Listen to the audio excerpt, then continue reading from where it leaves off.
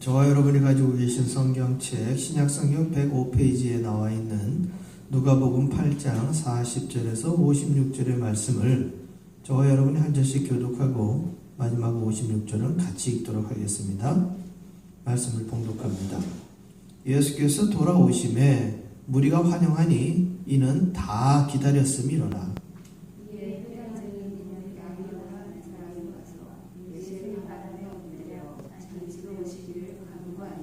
이는 자기에게 12살 된 외딸이 있어 죽어가미러라. 예수께서 가실 때 무리가 밀려들더라.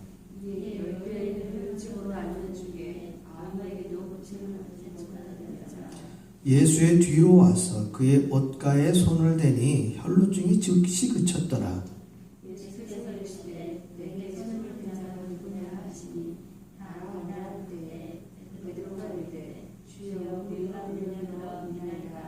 예수께서 이르시되 내게 손을 댄 자가 있도다. 이는 내게서 능력이 나간 줄 알미로다 하신대.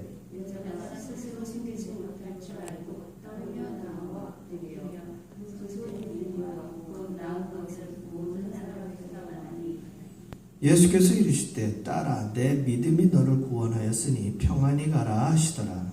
아직 말씀하실 때 평안하게 집에서 하나님이 말씀하되 당신의 딸이 죽었나이다. 성령의 거룩하게 하지 마소서. 예수께서 들으시고 이르시되 두려워하지 말고 믿기만 하라. 그리하면 딸이 구원을 얻으리라 하시고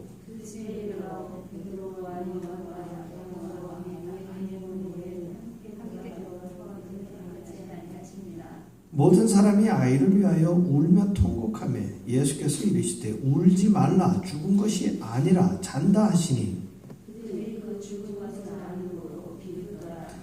예수께서 아이의 손을 잡고 불러 이르시되 아이야 일어나라 하시니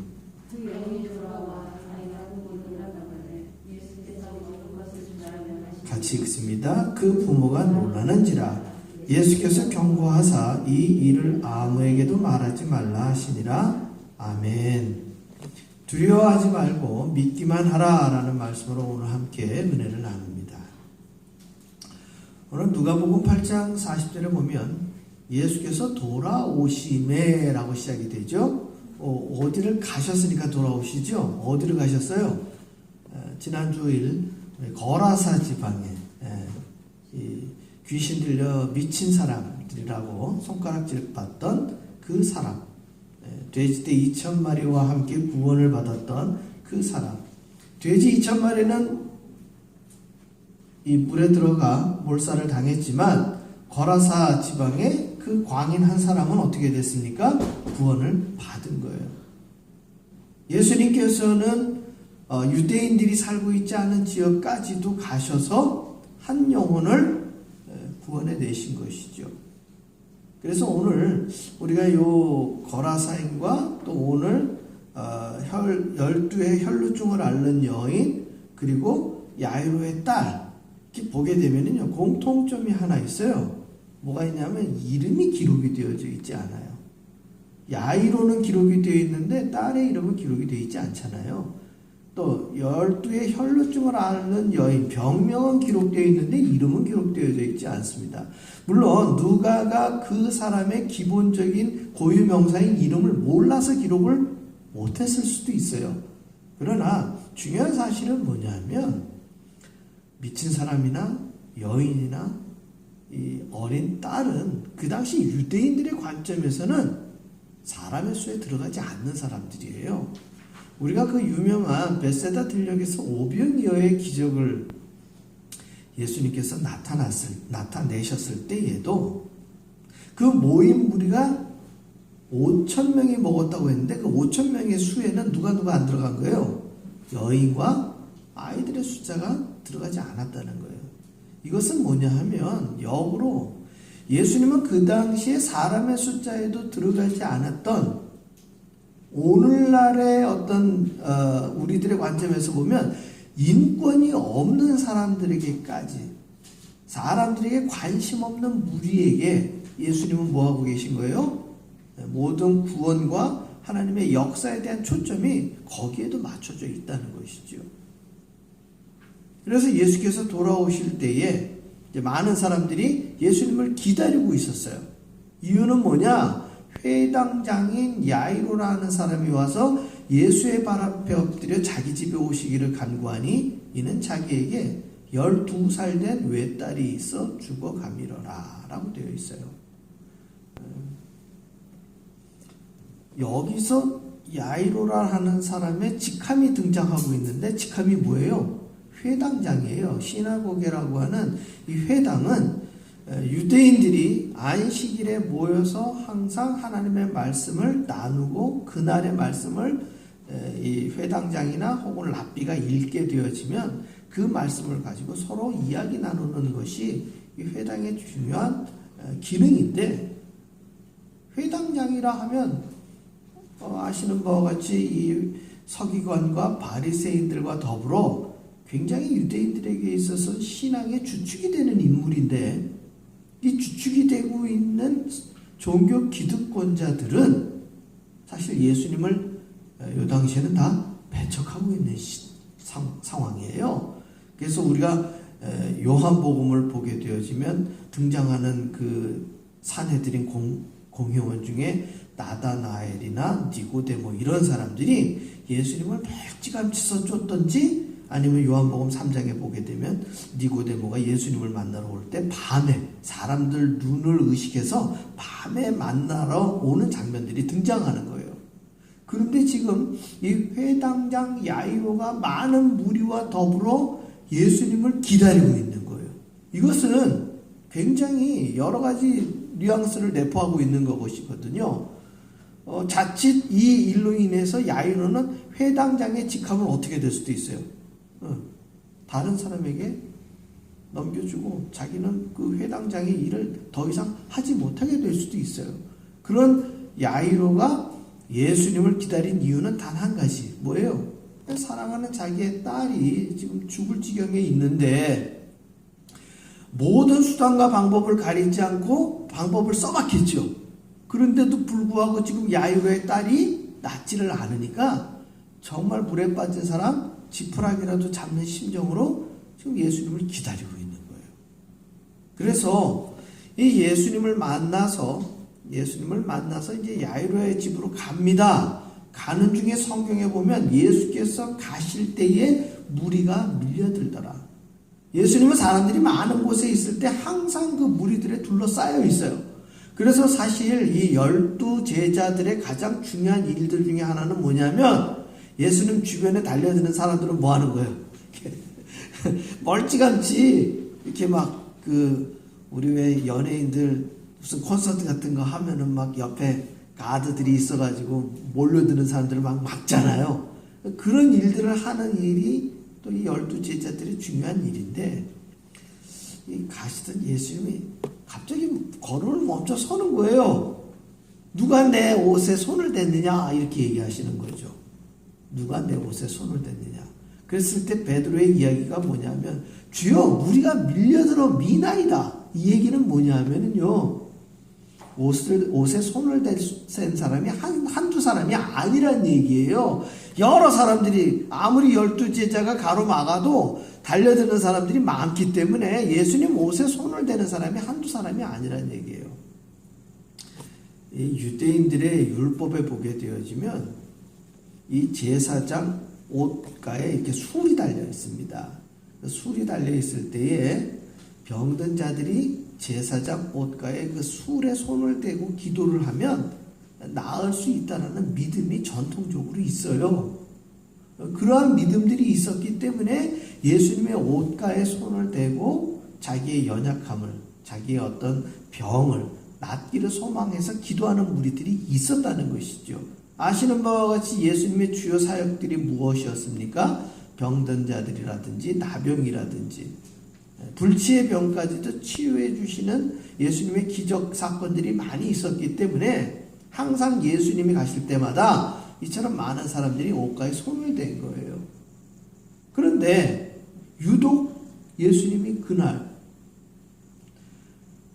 이렇게 이야기하죠. 46절에 내게 손을 댄 자가 있도다. 이는 내게서 능력이 나간 줄 알미로다.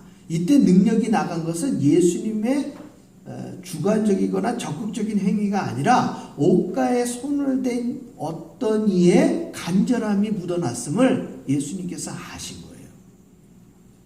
그래서 그 이야기를 했을 때 47절에 보면 여자가 스스로 숨기지 못할 줄 알고 떨며 나와 엎드리어. 왜 여인은 떨었을까요? 왜 여인은 이 자신이 예수님의 옷가에 손을 댄 걸 숨길 생각을 했을까요? 우리가 그래서 이제 모세의 율법, 즉 창세기, 출애굽기, 레위기, 신명기, 민수기록 기록되어 있는 이 모세 오경이라고 한 책들을 우리가 열심히 좀 공부할 의미가 있어요. 우리가 지금 주로 누가복음을 1장서부터 계속 보아오고 있는 과정에 있는데, 복음서가 신약성경에 기록되어 있다 할지라도 여기에 나타나는 대부분의 이야기들이 어디와 연결이 되어 있습니까? 구약에 기록되어 있는 모세 율법과 기록이 많이 되어져 있어요. 이는 예수님께서 내가 말씀을 폐하러 온 것이 아니요 말씀을 어떻게 해요? 이렇게 완성하러 오신 거예요. 말씀을 다 이루러 오신 거예요. 그 얘기는 그 당시 많은 유대인들이 모세의 율법은 지키면서 율법의 본질을 깨닫지 못하고 표피에 문자에만 매달려 있는 사건들을 많이 보셨기 때문에 예수님은 하나님께서 모세를 통해서 왜 유대인들에게 그리고 이 땅에 많은 하나님을 아는 백성들에게 이 구약에 나타나 있는 말씀을 전하려 하셨는가, 이루려 하셨는가, 그 말씀을 왜 근원적으로 주셨는가에 대한 말씀의 본질을 깨닫게 하기 위한 것이 하나님의 마음이고 예수님이 이 땅에 말씀이 육신이 되어 이 땅에 오신 가장 근원적인 이유예요. 그래서 예수님도 그 가상칠언 십자가에 달려서 7가지의 말씀을 하셨는데 그 7가지 말씀 중에 6번째 말씀이 다 이루었도다. 다 이루었도다. 말씀을 이루었다는 이야기죠. 옛적 선지자를 비롯해 구약에 기록되어져 있는 예수님에 향한 모든 말씀들을 예수님은 다 이루시고 십자가에서 죽으시고 아시는 바와 같이 또 부활하시고 어떻게 되셨어요? 승천하신 거예요. 이 모든 과정이 예수님의 공생에 이루어진 사역들이라는 것이죠.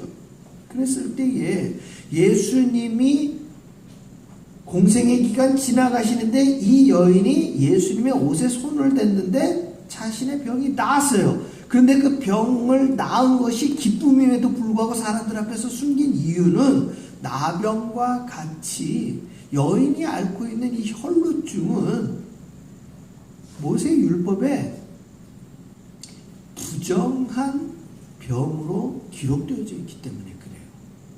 그러니까 이 여인은 자신이 앓고 있는 병이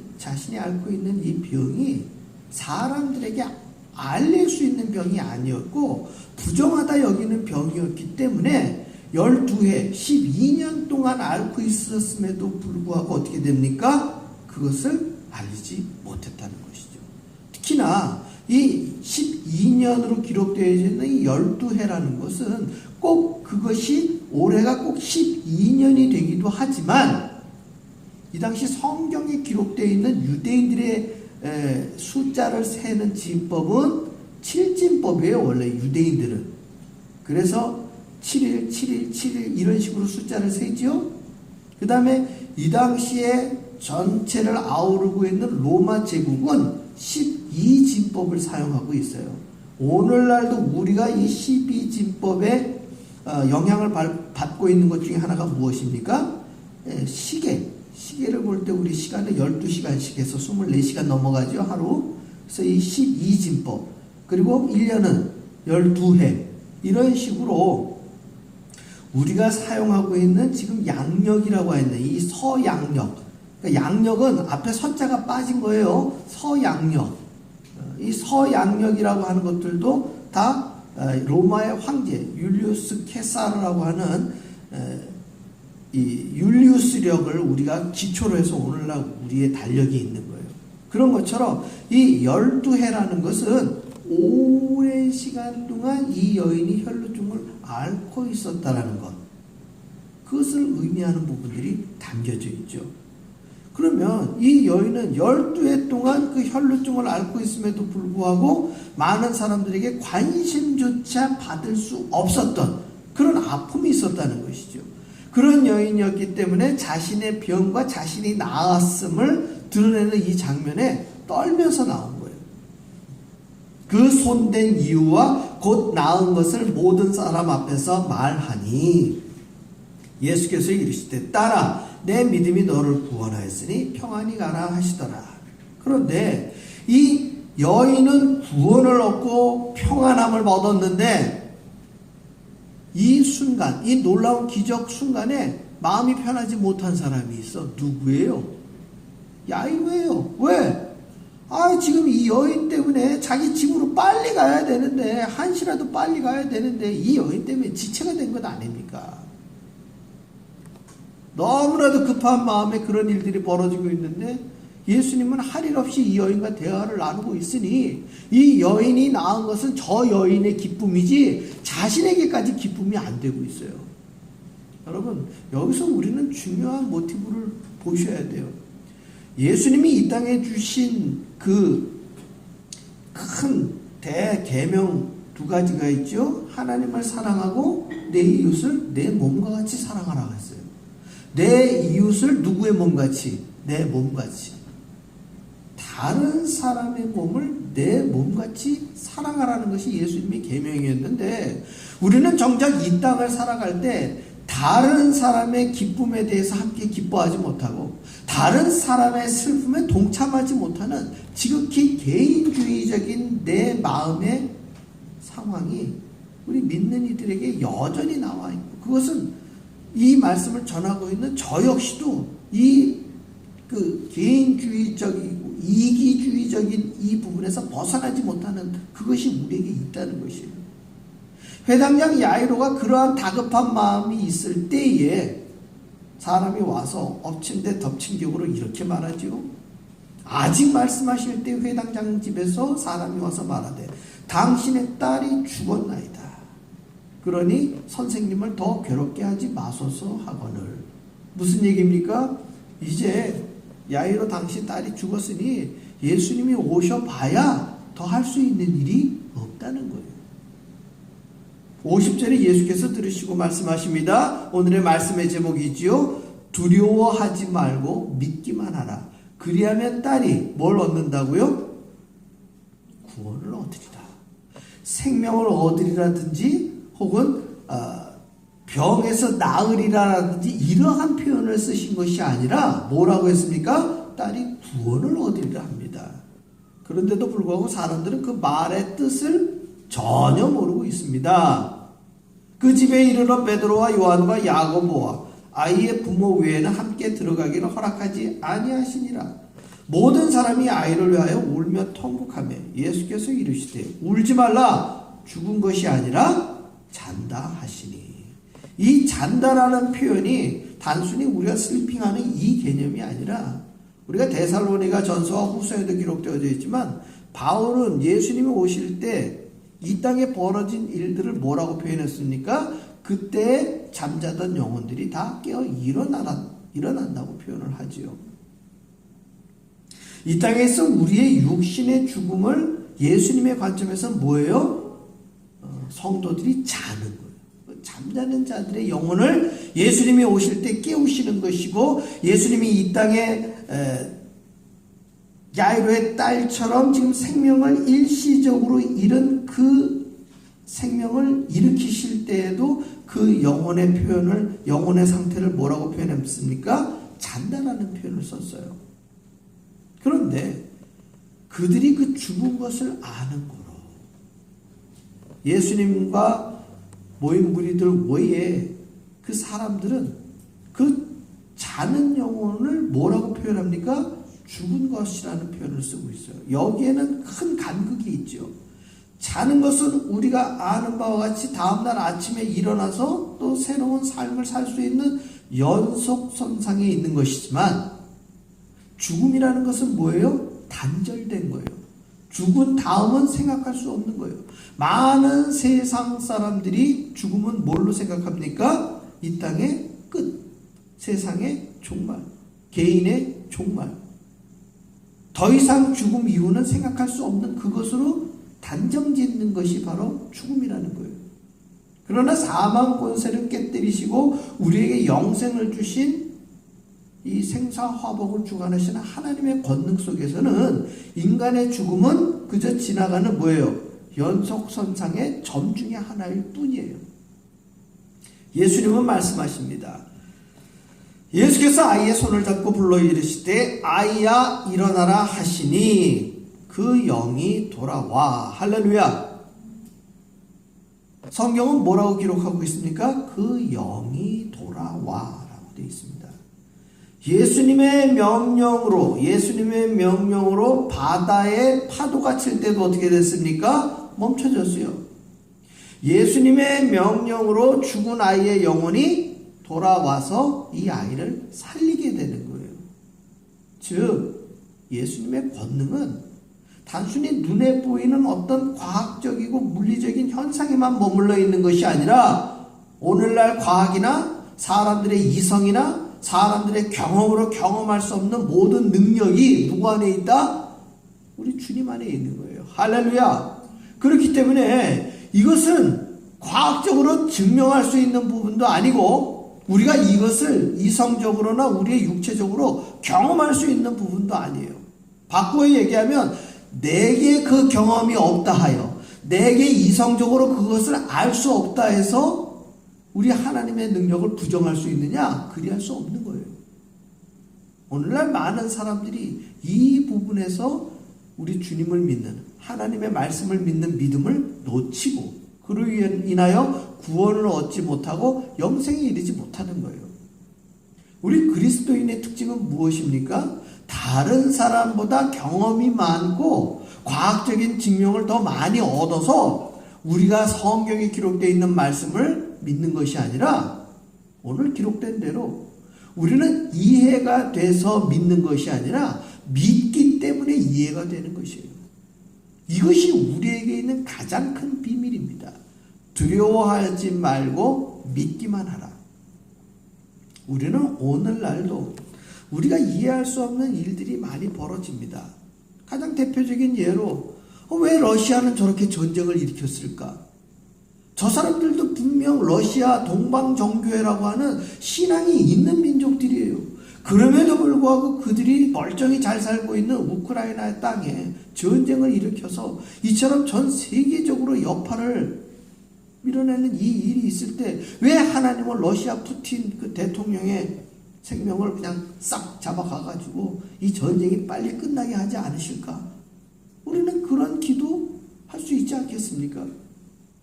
그리고 우크라이나에서 생명을 잃은 그 유족들은 이 전쟁이 하루속히 빨리 끝내기를 소망하는 마음으로 날마다 기도하지 않겠습니까? 우리도 오늘도 기도하고 있지 않습니까? 그런데 왜 오늘 딱 기도가 했을 때 전쟁이 안 끝날까요? 이 모든 주권이 그리고 이 모든 시간의 주권이 누구에게 있는 거예요? 하나님께 있기 때문에 우리 인간들이 살고 있는 크로노스의 연속선상에서 우리의 기도대로 되는 것이 아니라 하나님의 주권 안에 있는 카이로스의 시간 가운데 하나님은 역사하시고 운행하시기 때문이에요. 그래서 야이로가 원하는 시간에 딸이 낳는 것이 아니라 예수님께서 원하시는 시간에 야이로의 딸은 생명을 얻게 되는 것이에요. 사랑하는 성도 여러분, 우리가 이 땅을 살아가고 있을 때 믿는 저와 여러분의 기도의 시간에 이루어지지 않는 일들이 너무나도 많아요. 그러나 더 놀라운 것은 우리의 시간이 지나고 난 뒤에 주께서 이루어 주신 우리의 기도의 열매를 우리는 지나고 나서야 알게 된다는 거예요. 지나고 나서야 주님이 나를 도우셨다는 걸 깨닫게 되는 거예요. 하나님은 하나님의 시간 속에서 하나님의 뜻대로 움직이시는 분이십니다. 그러나 기억하십시오. 저와 여러분의 기도를 외면하시는 분은 아니라는 것이죠. 우리의 연약하고 때로는 어리석은 기도라 할지라도 주님은 우리의 기도를 듣고 계십니다. 믿으십니까? 성령님은 오늘도 말할 수 없는 탄식으로 저와 여러분의 약함을 돕고 계신 하나님이셔요. 그 하나님을 예수님은 이 땅에 승천하시면서 저와 여러분에게 보혜사, 정말 은혜롭고 보배로우신 그분이 우리에게 24시간 함께 하시며 임마누엘 하시며 눈동자와 같이 저와 여러분의 기도를 듣고 계시고 우리를 지켜 보호해 주시는 분이셔요. 이 놀라운 사건을 여러분들이 두려워하지 않고 믿기만 하실 때에 우리가 미처 알지 못하는 하나님의 카이로스의 시간 속에서 주님은 저와 여러분의 삶을 통해 이 놀라운 능력들을 보여주시고 나타내주시고 믿게 해주시는 하나님이십니다. 비록 우리 인간적인 눈으로는 딸 아이가 죽었고 이미 살릴 시간들을 놓쳤다고 생각할지 모르지만 주께서는 이 모든 일들을 우리의 믿음을 통해서 깨닫기를 원하시고 계신다는 것을 우리는 성경을 통해 알게 됩니다. 주님은 말씀하십니다. 그 부모가 놀랐는지라. 예수께서 경고하사 이 일을 아무에게도 말하지 말라 하시니라. 거라사인의 광인에게는 내 집으로 돌아가 너에게 행한 이 모든 일을 알게 하라고 말씀하십니다. 그러나 오늘 이 야이로의 딸에 대한 일들은 또 아무에게도 말하지 말라 하십니다. 이유는 한 가지예요. 거라사 지역은 하나님을 알지 못하는 백성들로 가득했기 때문에 그들에게 직접적으로 복음을 전파하라고 말씀하십니다. 그러나 야이로가 있는 이 지역은 하나님을 안다는 백성들이 가득하기 때문에 그들에게 육신의 귀에 들리는 말씀으로는 이들이 깨닫지 못한다는 것을 예수님이 알고 계신 거예요. 사랑하는 성도 여러분, 눈이 있을 때 보지 못하고 귀가 있을 때 듣지 못하는 백성들의 삶을 살면 아니 됩니다. 그것은 무엇입니까? 자신의 이성과 경험과 과학적 증명을 통해서 하나님의 말씀을 자신의 이성으로 받아들이려고 하는 사람들은요, 눈앞에 성경이 있어도 그것을 어떻게 합니까? 날마다 조각조각 분석하고요, 그것을 자신의 의로 판단하려고 합니다. 그러나 기억하십시오. 기록되어져 있는 이 성경의 말씀을 여러분들이 날마다 양식 삼아 그 말씀을 대하고 그 말씀을 읽고 묵상하고 그 말씀을 내게 주신 하늘의 양식으로 받아들일 때 저와 여러분이 깨닫지 못하는 하나님의 능력으로 주께서 우리에게 날마다 능력을 베푸실 줄로 믿습니다. 성령 하나님의 오늘날의 능력은 바로 말씀을 통한 능력으로 나타나심을 날마다 경험하시고 날마다 그 일을 행하시고 그 은혜를 받아 누리시는 저와 여러분 되시기를 주의 이름으로 축원합니다. 기도하겠습니다.